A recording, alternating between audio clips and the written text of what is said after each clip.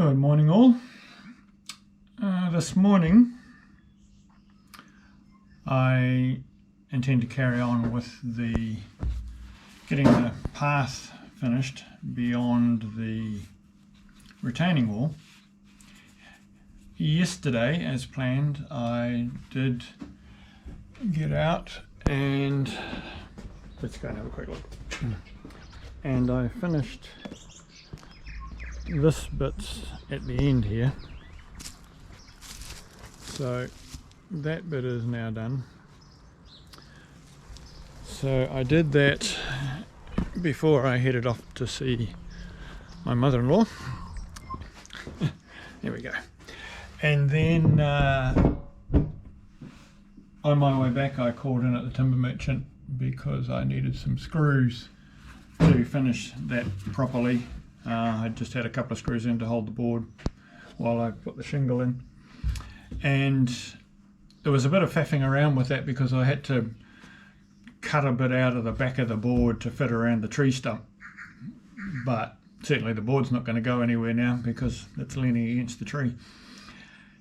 Anyway, coming back, I went to the timber merchant to get the screws and then realised that today is the last day that they are going to be open for a couple of weeks because they are moving to much bigger, better, brighter premises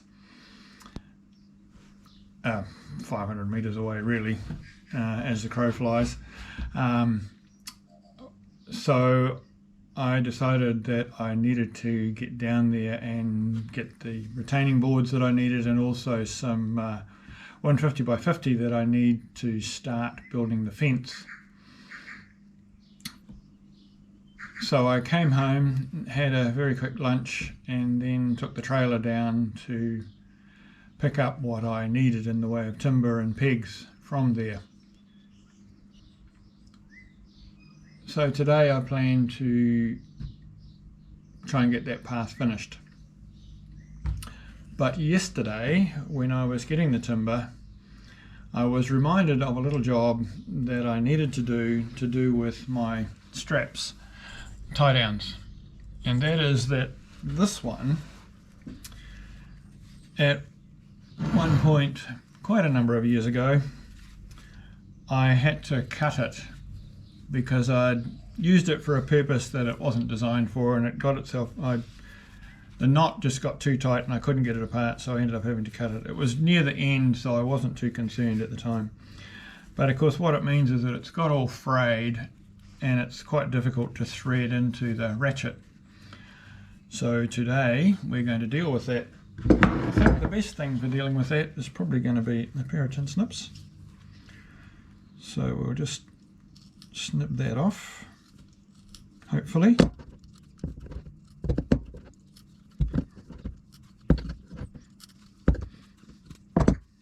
It's not doing a great job, I'd have to say. These straps are quite tough, and so trying to get a pair of, at least a pair of snips of some sort to do it would also be a challenge.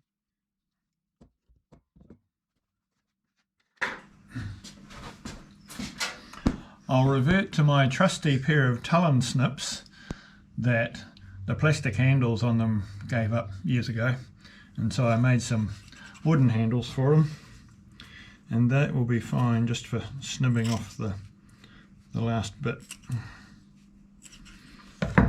But I think they would have struggled. Oh, maybe not, but anyway, it is done now. So I'm using the butane torch to give that a bit of a singe.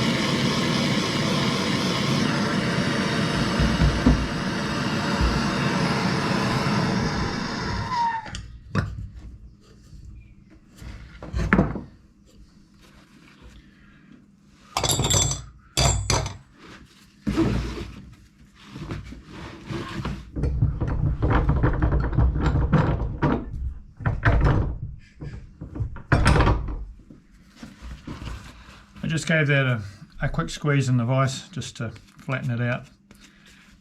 That will no longer give me any trouble. It's only taken me about 5 years to get round to it, but such is the nature of these kinds of jobs. Let's carry on with the fence. Well, no, actually the path. If you have watched the previous videos, I need to remove that board because now that the path is higher, it's really good head sconning height. Anyway, those of you that have looked at previous videos will know that when I was working down this side, I constantly needed to grab a hold of the poles as I went along, otherwise I was in real danger of falling down the bank. And it's probably, at this point anyway, 3 or 4 meters down to the driveway from here. So it is very nice to be able to walk along here without having to cling to the poles.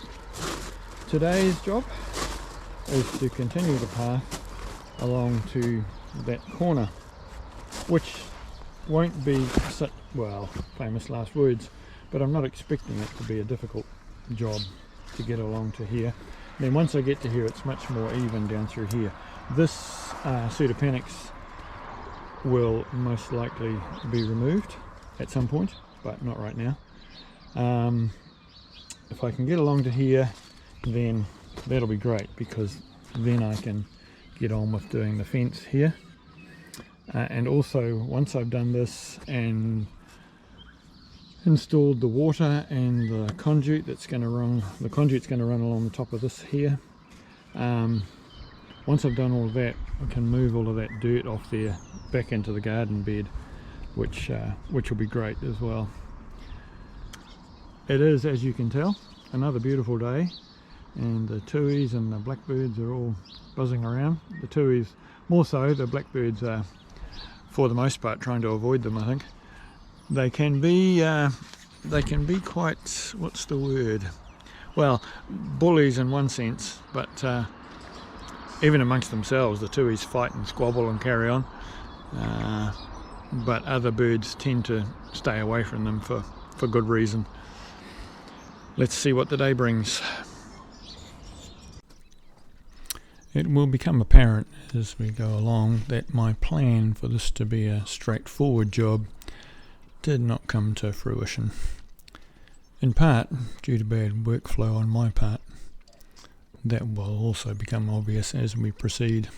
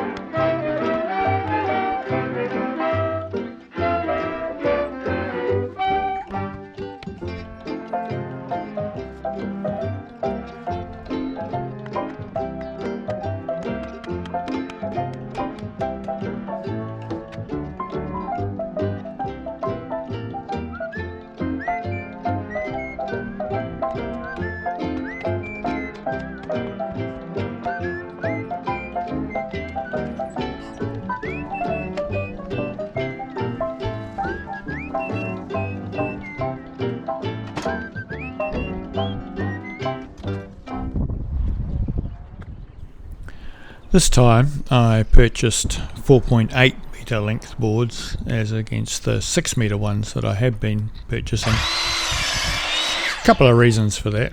One is they're actually cheaper per lineal metre than the 6 metre ones, but they're also a lot easier to move around. So that was a win on 2 counts really. With this board that I'm dealing with at the moment, I needed to cut it on an angle long ways, rip it, i.e. So one bit could go on top and one bit could go underneath the board that's already in place. When I set the depth of the saw to cut it, I didn't quite get it right, in that I set the depth to where the bevel ended and not to where the board ended. Hence, and what you don't see is that I actually ended up having to rip it twice to get it into 2 pieces.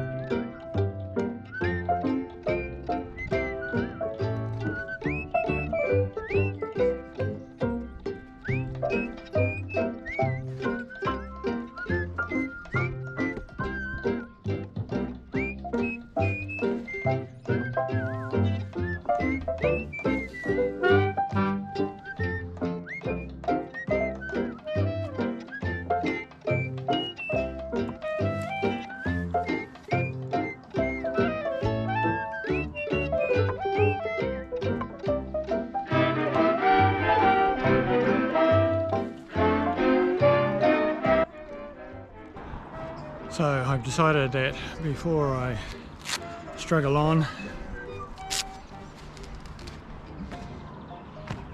I'm going to go and have a drink and some sustenance, but it's a quick review of where we're up to here. So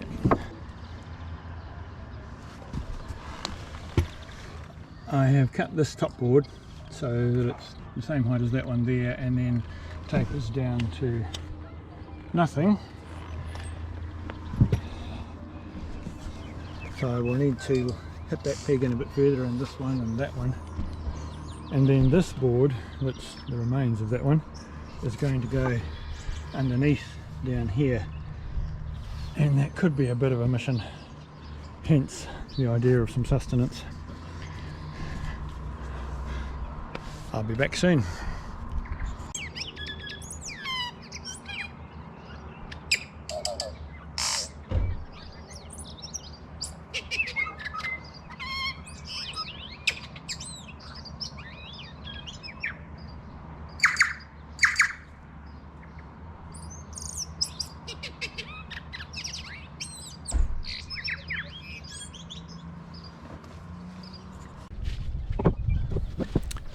It was at this point that I should have changed tack as to how I installed this bottom board. It ended up being one of those spend 15 to 20 minutes doing something a certain way to save what would have been a 5-minute job. Sometimes when you're in the midst of something, you miss the most obvious and easy way to do it. What I should have done, of course, was just remove the top board, put the bottom one in nice and level, and then put the top board back in again. Would have been so much easier.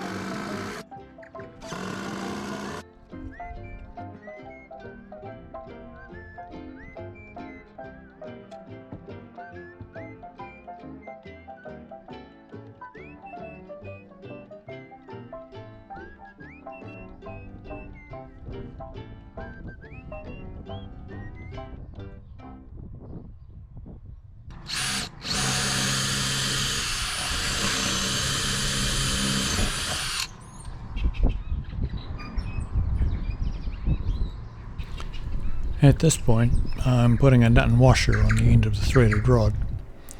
I'm about to hit the end of the threaded rod with my hammer to make a mark on the retaining wall on the other side, so I know where to drill through. If you're ever going to hit the end of a threaded rod, you need to put a nut on just far enough so that the nut is just proud of the thread. This stops the thread being damaged by the hammer. As I've said before, I then pull the threaded rod back and use it to line up with the back of the drill to make sure that the hole is bored on the correct angle.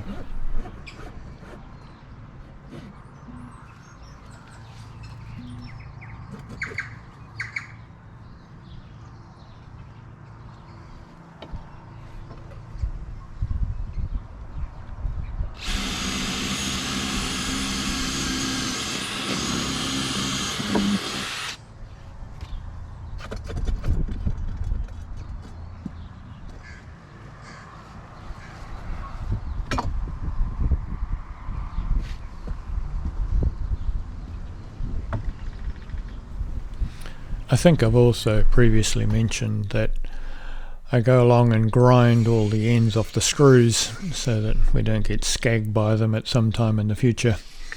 They're just a bit long, but the next size down is quite a bit too short.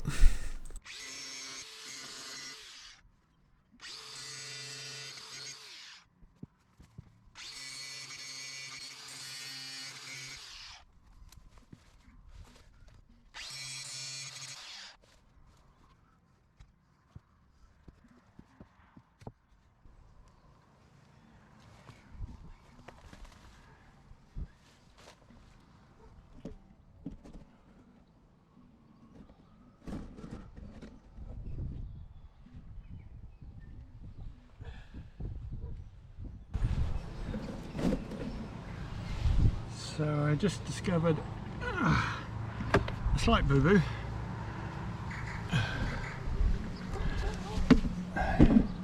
When I put this board in here temporarily to retain the shingle, I intentionally put the screws in from this side so that I could get them out. But alas, I've now run these boards past because I just wanted to give that a bit more meat. But of course the screws are down in there, so not a major problem. I'll just go and get a blade for the reciprocating saw and just chop down through there. But as my school reports used to say, could do better. Never mind. I won't film the rest of this because it won't be too much longer just mucking this bit around. Then after lunch I will go and get a trailer load of chip to come back and finish this job off. Off was rather superfluous there, wasn't it, to finish this job. Bye for now. I didn't film the rest of the day. It involved collecting the shingle and then shoveling it into place. When I went to collect the shingle, I spoke to the boss there about his size of his bucket not being 1/3 of a cubic metre. His reply was that I was correct, it isn't for shingle, only for things like compost or dirt where they can get a crown on what's on top of the bucket. I let him know that he needs to make that clear to his staff, as they've been telling people that holds 1/3 of a cubic metre of shingle. So we'll see. The next video in the series will be the removal of the ends of the threaded rods and the completion of the path, as far as it goes. It's just a matter of finding the time to do the video editing required. I hope you've enjoyed the video, and these little bits of cloud at the end were taken from last year. If you want to see the full time lapse of that, it was quite a fascinating cloud formation. I will leave a link in the description of this video. Bye for now.